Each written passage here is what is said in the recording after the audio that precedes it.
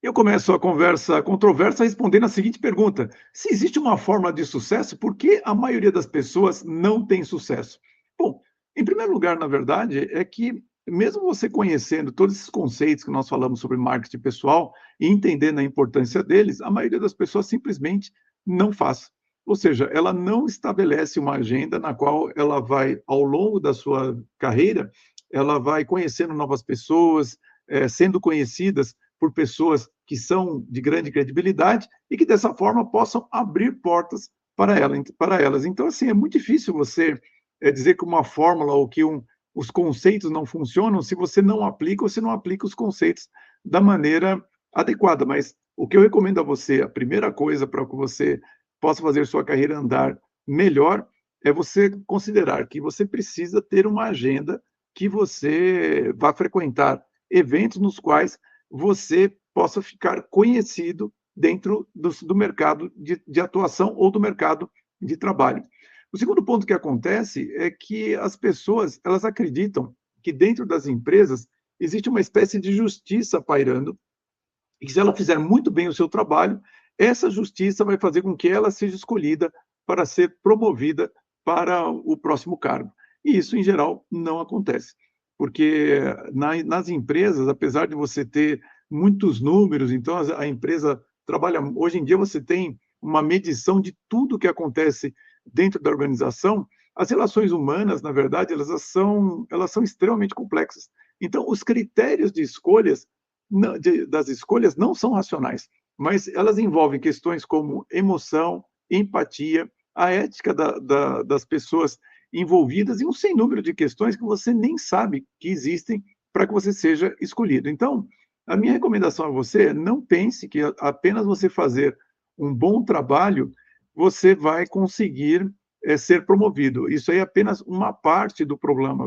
Na verdade, quando você olha as pessoas que são promovidas nem sempre são as pessoas que entregam o trabalho de melhor qualidade, são aquelas que conseguiram criar bons relacionamentos ou possuem bons relacionamentos e são percebidos como alguém que realmente podem liderar pessoas. Esse também é um ponto importante. Se você, ao longo da sua carreira, não desenvolve as habilidades, as competências de liderança, conforme você vai atingindo certas idades, você se torna um técnico, uma pessoa muito cara para a empresa. Porque um técnico de 40 anos que faz algo que um técnico de 25 consegue fazer, ele acaba sendo um técnico caro, mesmo que ele seja muito experiente. Então, procure sempre se desenvolver, porque é difícil você ter empresas com carreiras em Y, isso sempre, em geral, muda ao longo do tempo, mesmo nas empresas que as possuem. Então, tome cuidado, você precisa se desenvolver, estabelecer bons relacionamentos para que a sua carreira realmente possa evoluir. Um terceiro ponto também que as pessoas não conseguem ter sucesso decorre um pouco disso que eu falei para as carreiras, para as pessoas. Muitas vezes o empresário ele bota todas as suas fichas na qualidade do produto que ele desenvolveu. Eu mesmo trabalhei associado a uma empresa que se chamava Digital Equipment Corporation. A Digital era reconhecida por todos como a fabricante que fazia os melhores computadores. Os computadores eram mais rápidos e superiores aos computadores da IBM, da HP. Entretanto, no final da década de 90, ela foi vendida pela Compaq. E por que isso acontecia? Porque na Digital, eu lembro que o próprio presidente da empresa ele falava coisas do tipo: não, a qualidade do nosso produto ela vende sozinha. Bom, isso não é verdade. Você precisa saber fazer marketing para vender aquilo que você deseja, porque você não imagina mesmo que o McDonald's tenha a melhor comida, tá certo? Então, assim, se você não faz marketing, quer seja para o seu produto ou para o seu serviço, para a sua carreira, dificilmente você vai aproveitar as melhores oportunidades no mercado. Bom, um quarto problema que acontece é que as pessoas acreditam que o sucesso é um processo linear, cartesiano, passo a passo.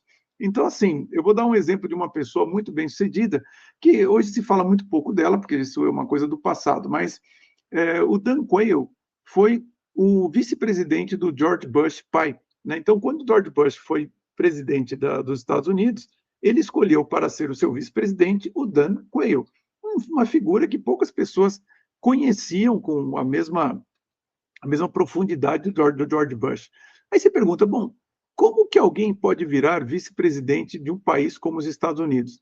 Se você pensar de maneira cartesiana, que é como a maioria das pessoas pensa, as pessoas imaginam o seguinte: olha, bom, para você ser um político, vamos dizer assim, o nível estagiário de um político é você conseguir ser candidato e ser votado para assumir um cargo de vereador numa cidade. Quer dizer, o vereador seria o estagiário de um político, né? Ou seja, é um cargo menor ali. Depois você teria que trabalhar para se tornar, por exemplo, deputado estadual. Depois que você passou pela carreira de deputado estadual, você ser deputado federal, depois senador. Bom, e de senador agora você precisa dar um jeito de entrar, por exemplo, para um ministério, alguma coisa que fique ali a um passo do presidente, porque aí você estando nessa posição, você conseguiria ser visto e, portanto, escolhido como vice-presidente de algum mandatário maior do seu país. Então, as pessoas olham isso, quer dizer, olha, para eu ser vice-presidente, eu sou primeiro vereador, primeiro degrau, depois deputado estadual, depois deputado federal, senador, ministro e finalmente vice-presidente. Sabe como que o Dan Quayle virou vice-presidente dos Estados Unidos? Ele simplesmente era o parceiro de tênis do George Bush. Ou seja, os dois se conheceram em um clube, ficaram amigos, jogavam tênis juntos, e isso daí fez com que, ao longo do tempo, o George Bush, quando assumiu a presidência dos Estados Unidos, tinha como vice-presidente concorrendo com ele o Dan Quayle. Agora, e isso ajuda a gente a entender a questão de que não existe uma justiça pairando que vai escolher você.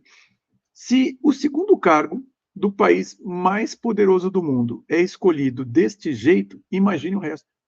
Então, assim, você não pode pautar o seu sucesso como executivo somente nas suas habilidades. Você precisa que alguém conheça você e você possa, portanto, ser escolhido por essa pessoa. Portanto, fazer parte de um time é importante.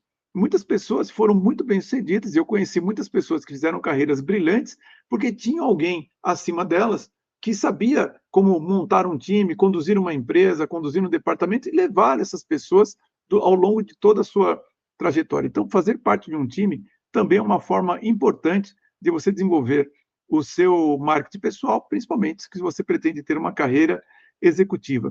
Uma coisa que atrapalha muito também é que as pessoas não entendem muito bem a agenda que elas precisam ter para quem elas desejam ser. Ou seja, é mais ou menos assim, eu uso muito a metáfora do tenista, né? Se você quer jogar tênis, a minha recomendação é não seja um tenista profissional. Por quê? Se você olhar a agenda de um tenista profissional, ele vai ter lá na agenda dele, tem muito treino, daí ele tem que fazer musculação, aí ele tem que fazer uma consulta médica, ir no fisioterapeuta, falar com o psicólogo, viajar, dar entrevista, ficar em hotel. Então, ele joga tênis, joga, mas a agenda dele é preenchida com muitas outras atividades além do tênis. E às vezes as pessoas não têm o estofo de fazer essas atividades, como é o caso, por exemplo, dessas atividades de marketing pessoal, as atividades de network para a sua carreira. Então, quando você não entende a carreira daquilo que você deseja ser, em geral você não faz aquilo que é necessário para você ser bem sucedido. Quer dizer, quando você fala assim, eu quero ser um executivo, quero ser um gerente, qual é a agenda de um gerente? Eu quero ser diretor, VP ou C-level. Qual é a agenda dessa pessoa? A agenda é pesada. Eu conheço C-levels e assim, a agenda é muito pesada. Eles trabalham praticamente 24 horas por dia. Do mesmo modo, eu quero ser autônomo, quero ser um consultor, ou no meu caso, assim, muita gente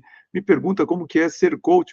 Muito difícil, porque assim, uma das coisas que as pessoas não imaginam é que você se transforma em coach não quando você tem um certificado, você fez um curso, é aprovado, você tem lá um certificado de que você é coach. Você se transforma em um quando você vende processos de coaching. E vender coaching é muito difícil. Por quê?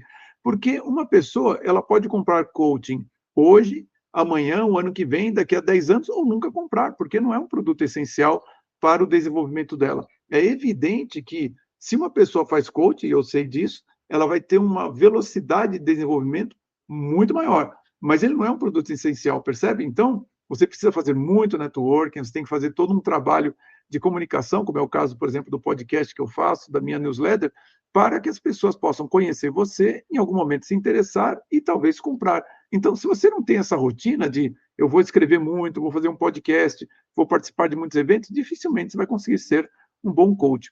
E em sexto e último lugar, É uma coisa que isso realmente é bastante controverso, mas você precisa conhecer a história, né?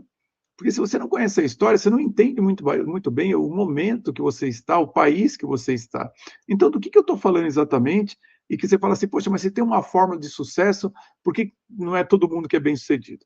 Bom, um dos motivos que são fundamentais de você entender o mundo que você está é você lembrar que no dia 13 de maio de 1888, a princesa Isabel assinou a Lei Áurea, né? E quando ela assinou a Lei Áurea, ela libertou os escravos e ela não teve. E os escravos eram ativos dos donos de fazenda. E eles não foram recompensados. E os donos de fazenda no Brasil, é claro, a maioria deles era católico, mas católicos, mas você tinha muitos donos de fazenda que eram maçons. E os maçons, eles são inimigos da Igreja Católica e, portanto, dos impérios católicos. É por isso que eles, fazendeiros, ameaçaram a princesa Isabel, dizendo que ela nunca iria assumir o trono no Brasil. E foi quando ela fala aquela frase famosa: se 1000 reinos eu tivesse, 1000 reinos eu daria para acabar com a escravidão no Brasil. E aí o que acabou acontecendo? De fato, eles fizeram aquele golpe, aquela que a gente chama da Revolução Republicana, e implantaram uma república maçônica no Brasil, assim como as pessoas não sabem, mas as repúblicas que nós temos nos países são repúblicas maçônicas, e não é difícil você perceber isso, é só você ir em qualquer cidade, por exemplo, do interior de São Paulo, você vai ver ali que tem o esquadro e o compasso, símbolos da maçonaria, às vezes tem o G de gnose, ou então tem o olho, né, sozinho, tudo isso são símbolos dizendo, olha, nós estamos em uma república maçônica. E as pessoas não entendem que vivem esse contexto das sociedades secretas, e aí você não tem muito entendimento, por exemplo, de como funciona a política no Brasil, quer dizer, aquilo que a gente vê no palco não tem nada a ver com o que acontece nos bastidores, porque as decisões são feitas em sociedades secretas. Então, não interessa muito se uma pessoa é do Partido Liberal, é do Novo, ou sei lá o quê, porque se ela participar de uma sociedade secreta, ela vai decidir em acordo com os interesses dessa sociedade. E você está nesse mundo. Ou seja, se você, por exemplo, vai disputar algo numa sua carreira, seu produto, seu serviço, e do outro lado tem alguém que participa de uma sociedade secreta e o comprador ali também participa, a sua chance de você ser o escolhido, promovido, você vender para essa empresa é muito baixa. Então você precisa entender isso, porque, por exemplo, no meu caso, eu sou católico, é evidente que eu não posso participar de uma sociedade secreta. E não recomendo a ninguém que participe, mas hoje as pessoas já perderam o interesse e até a relevância de salvação da própria alma. Isso, eu sei que isso é um tema controverso, mas se você olhar lá as diversas bulas que os papas fizeram no passado, quando você entra numa sociedade secreta, você está automaticamente excomungado. Então, assim, eu não posso participar disso, mas muitas pessoas que eu conheço, inclusive clientes meus, entraram em sociedades secretas, outros participam de sociedades que também são secretas, mas que gozam de uma boa reputação perante a população, quer seja Rotary, Lions e tudo mais. Então, quando você participa dessas sociedades, são clubes que ajudam muito seus negócios para ajudar a sua carreira. Não recomendo, como eu falei, eu sou católico, não posso participar, mas esse é o mundo no qual você está. Então, é evidente que você tem que saber também que isso interfere no seu sucesso. Você tem que saber qual é vamos dizer assim, a divisão que você está jogando para que você saiba até onde você vai e quais são as suas chances de ser bem-sucedido. O que eu poderia dizer para você nesse sentido é, mesmo havendo todas essas questões nessa república, que com certeza em algum momento vai passar, não sei se vou estar vivo para ver isso, mas isso não é uma situação permanente, não tenha dúvida que existem muitas oportunidades. Eu, particularmente, eu vejo o Brasil como sendo um país de inúmeras oportunidades. Você vê que os Estados Unidos estão investindo agora 650 milhões de dólares em Goiás por causa daquela questão deles terem acesso a terras raras, e não tenha dúvida que um país como os Estados Unidos ou os americanos não colocam essa quantia toda de dinheiro lendo o valor econômico. Quer dizer, não só eles, mas você tem investimentos de muitas outras empresas também no Brasil, e você, portanto, tem sim condições de ser muito bem sucedido, mesmo não participando dessas sociedades que eu falei, naquilo que você se propõe a fazer. Esse é o meu desejo e conte comigo para ajudá-lo na sua trajetória. Pessoal, muito obrigado pelo seu patrocínio aqui no Canal Fechado. Sem você, não seria possível fazermos esse trabalho. Semana que vem, 19h30, mais um episódio do podcast do canal O Executivo. Você é muito bem-vindo. Um grande abraço a todos e vamos em frente.